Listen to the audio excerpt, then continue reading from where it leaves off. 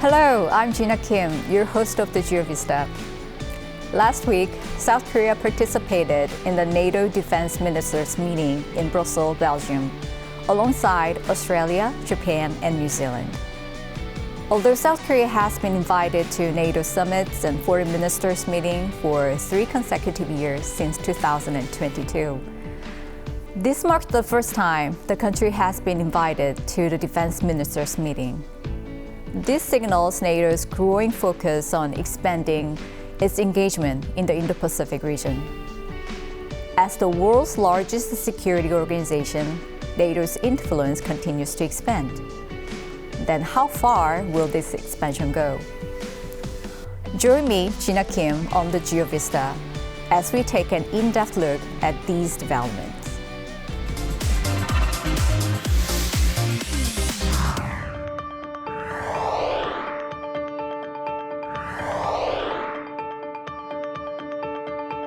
On April 4, 1949, representatives from the United States, Canada, and 10 European nations gathered in Washington, D.C.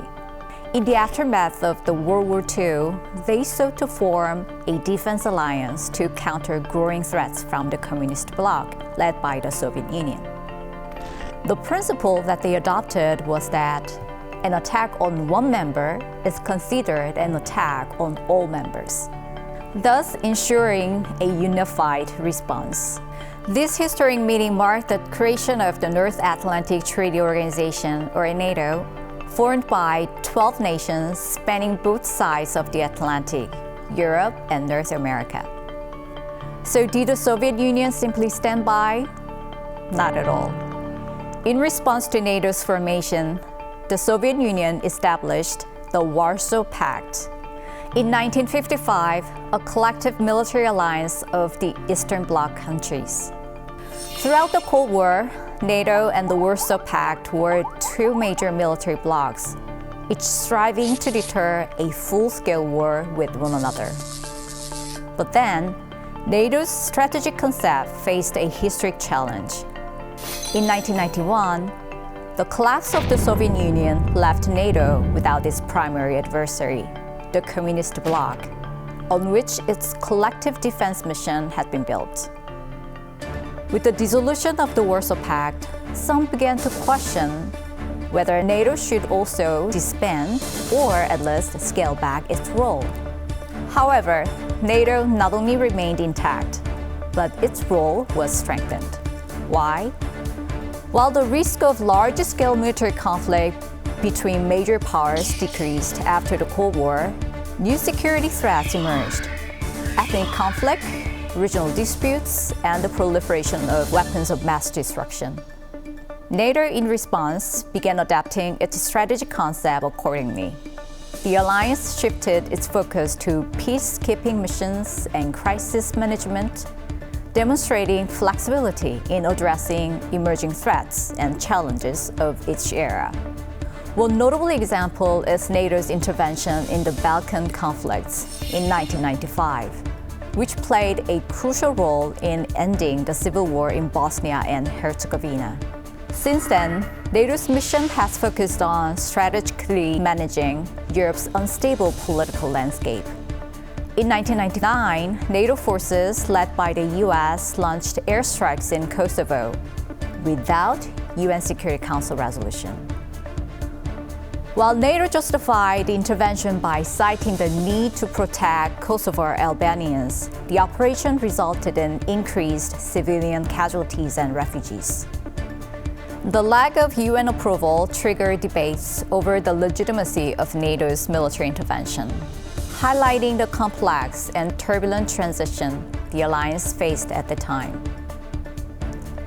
NATO moved beyond its original anti-Soviet role, redefining itself as a pan-European security organization. Following the 9/11 attacks in 2001, NATO identified terrorism as a new global threat. For the first time in its history, NATO invoked Article 5 of the treaty, committing its members to support the US. This led to the deployment of the International Security Assistance Force to Afghanistan, marking the start of NATO's out-of-area operations and expanding its geographic focus beyond Europe.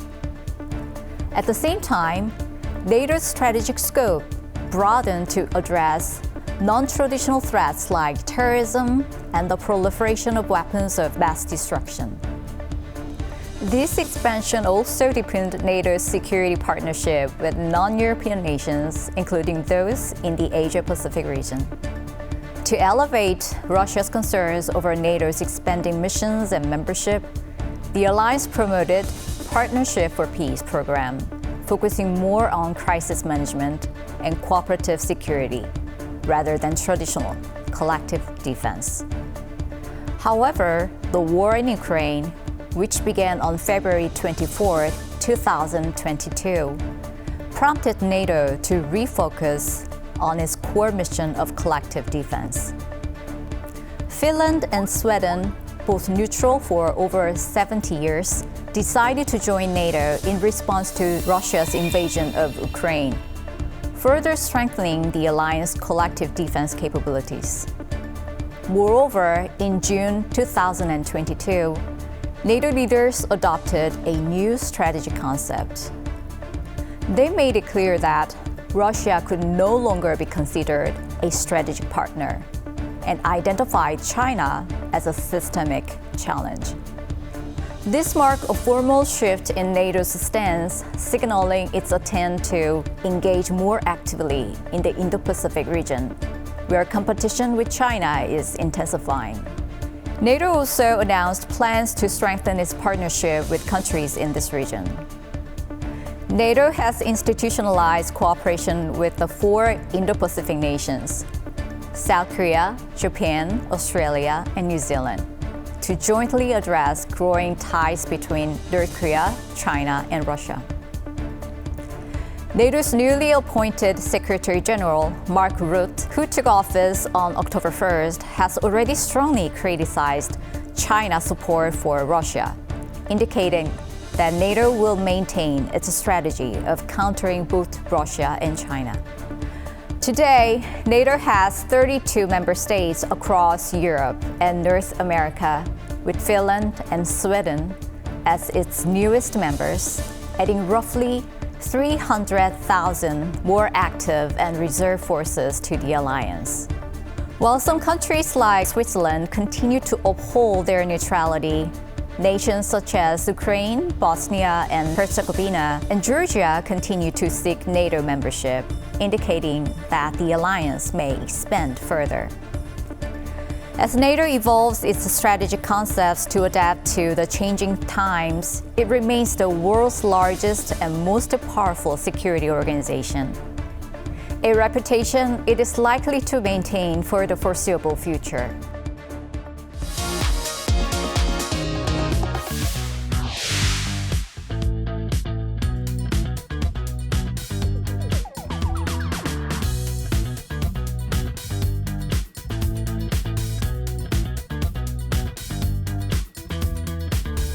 Let's take a deeper dive into NATO's strategic priorities and explore the growing security cooperation between South Korea and NATO. Today, we are honored to have a distinguished guest from Belgium. She has served as NATO's deputy spokesperson and head of press and media for 12 years.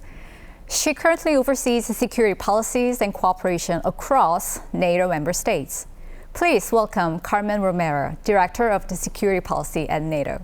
Carmen, thank you for joining us today. Thank you for having me with you today. It is really a pleasure.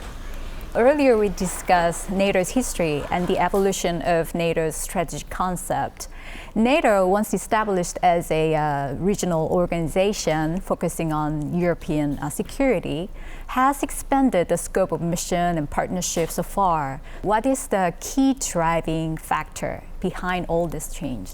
I would like to make the point that NATO continues to be a regional organization, so NATO's main focus remains on Euro-Atlantic security.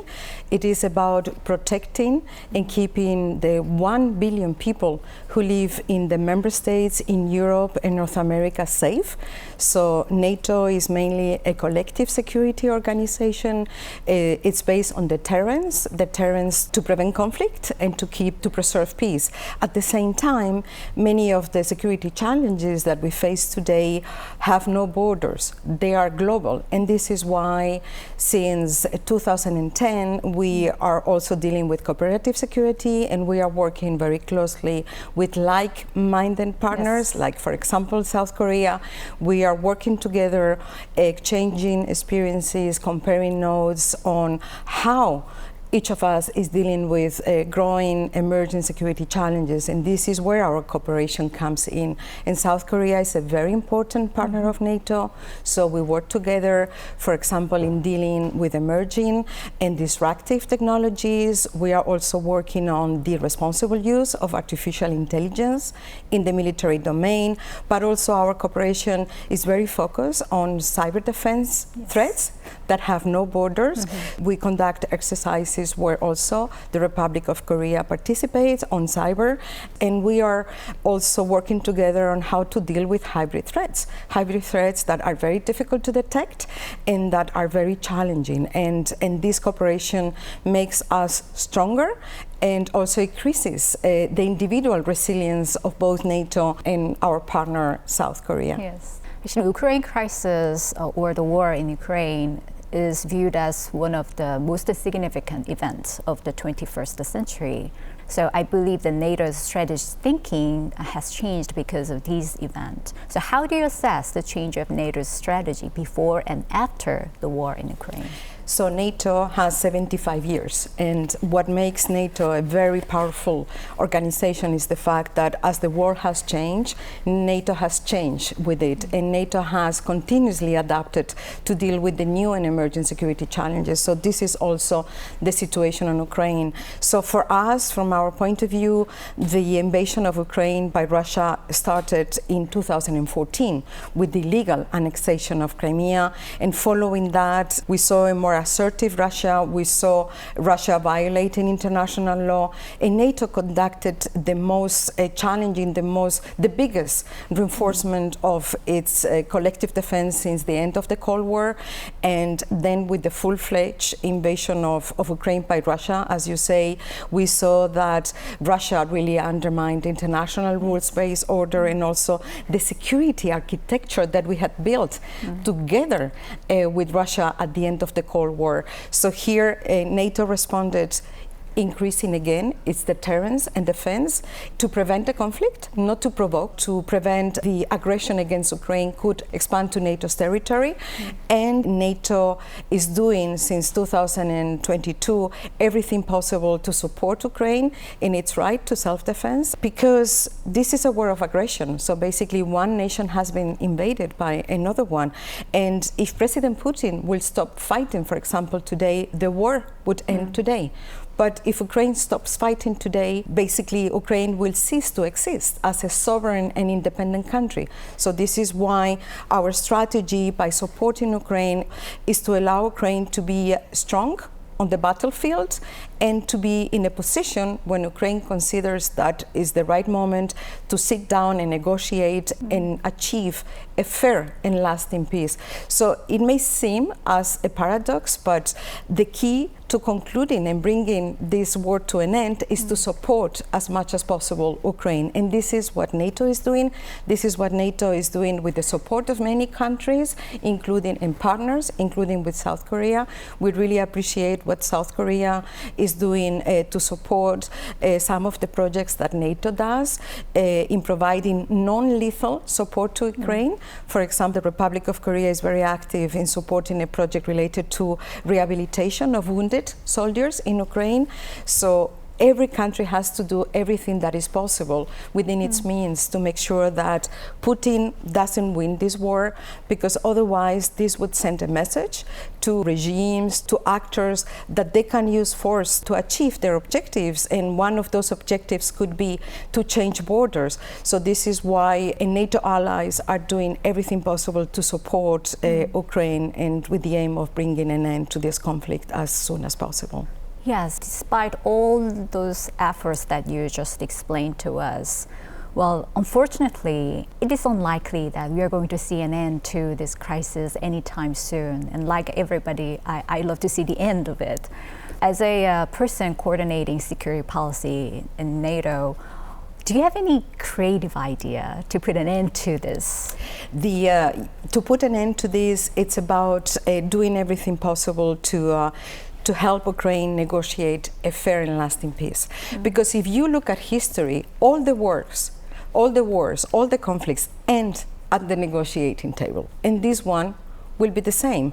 So as I was saying, the paradox is that we need to support with the provision of military assistance, security assistance and training Ukraine so that President Putin can see that he's not going to win on the battlefield. So the more we do to support Ukraine, the shorter the war will be.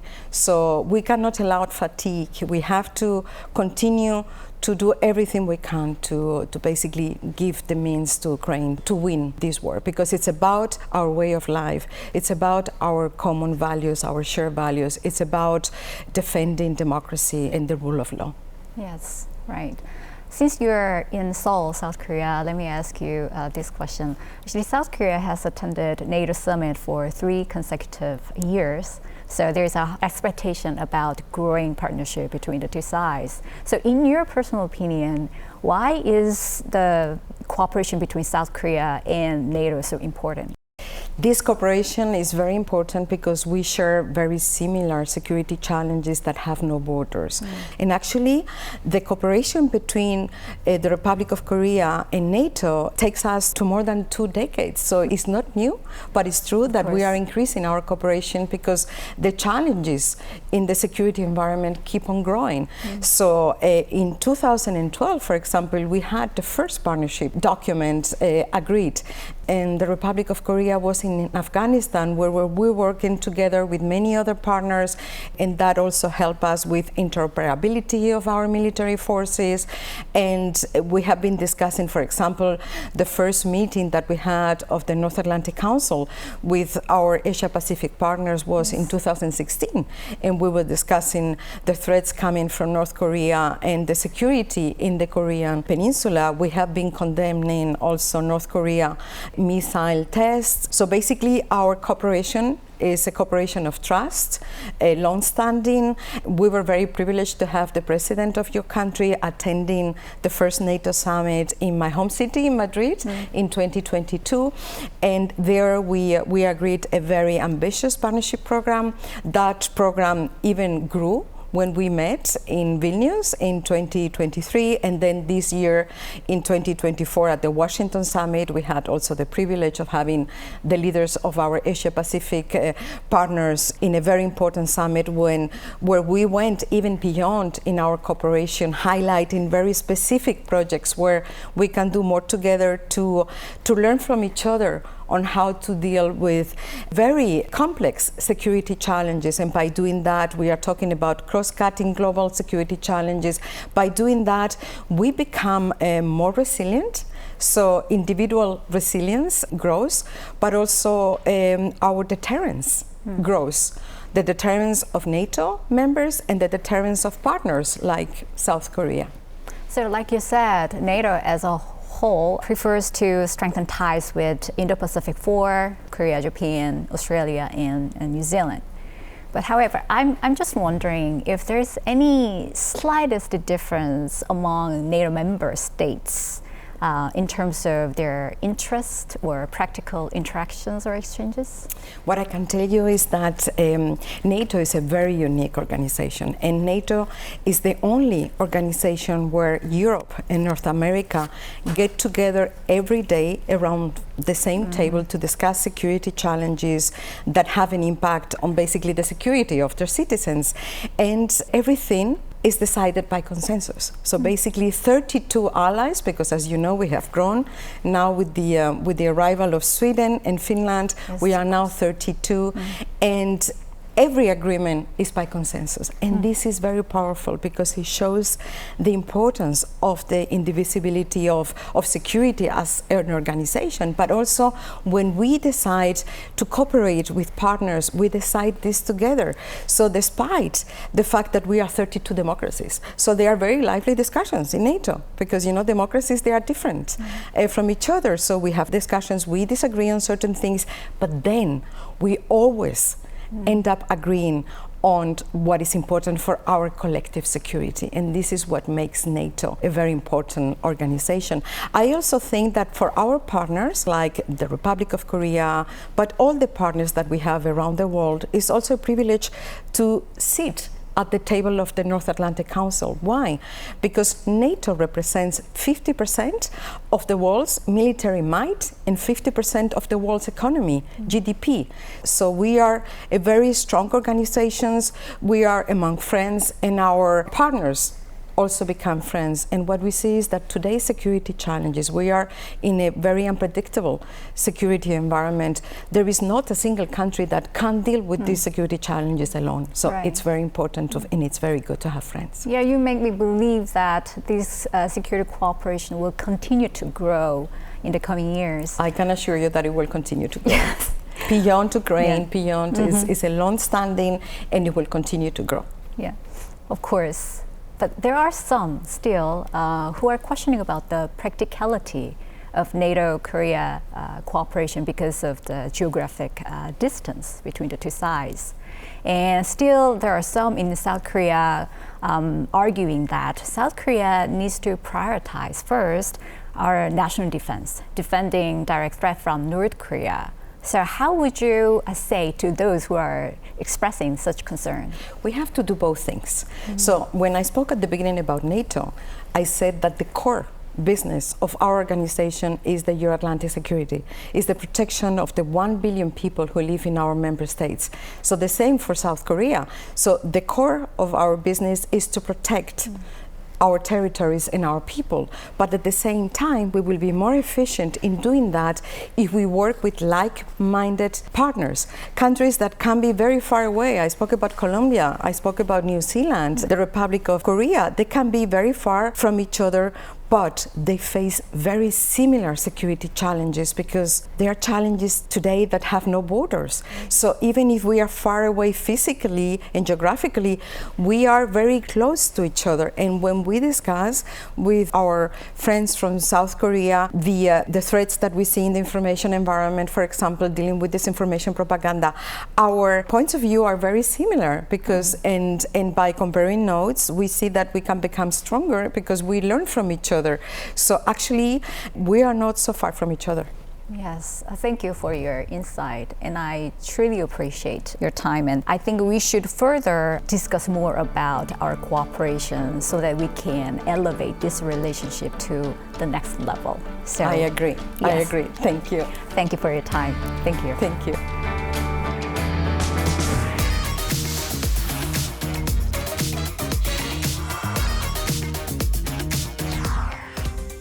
It's time to bring you images of the key moments from around the world over the past week. Let's take a look together. Here's the first image. NATO's Secretary General speaking at a press conference in Brussels, Belgium. North Korea's backing of Russia has become a key factor in the war in Ukraine. Evidence suggests that North Korea's support extends beyond ammunition and missiles to include human resources, with Ukraine claiming potential deployment of North Korean troops. If North Korea supports Russia by sending soldiers, this could bolster a mutually beneficial relationship, strengthening ties between the two countries. North Korea could also receive more support from Russia, allowing it to further invest in military power, which is raising concerns. This development underscores the importance of cooperation between NATO and South Korea. What appears to be a rocket launch is, remarkably, a rocket booster returning to its launch pad. On the 30th, Elon Musk's SpaceX successfully completed the first ground recovery of its Starship rocket booster. The world cheered as the tower's metal arms caught the 20-story booster. Indeed, a magical moment. This wasn't just a breakthrough in technology, but a testament to humanity's ability to continually surpass its limits, inspiring awe and hope for future discoveries. We couldn't help but recall Nelson Mandela's sage words. It always seems impossible until it's done. US President Joe Biden, former President Barack Obama, and former President Bill Clinton gathered at the memorial service for Ethel Kennedy, the late widow of Robert F. Kennedy.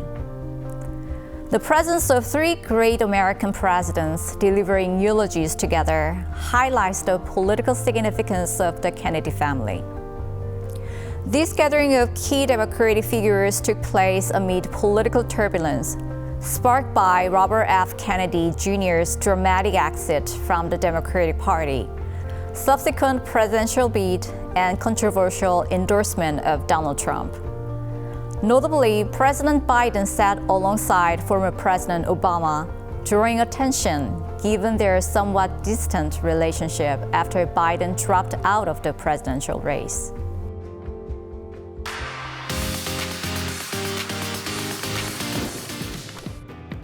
That's all for today's edition of the GeoVista. Join us next time as we continue to offer new perspectives on global issues from around the world. Thank you for joining us. This has been Jina Kim from the GeoVista.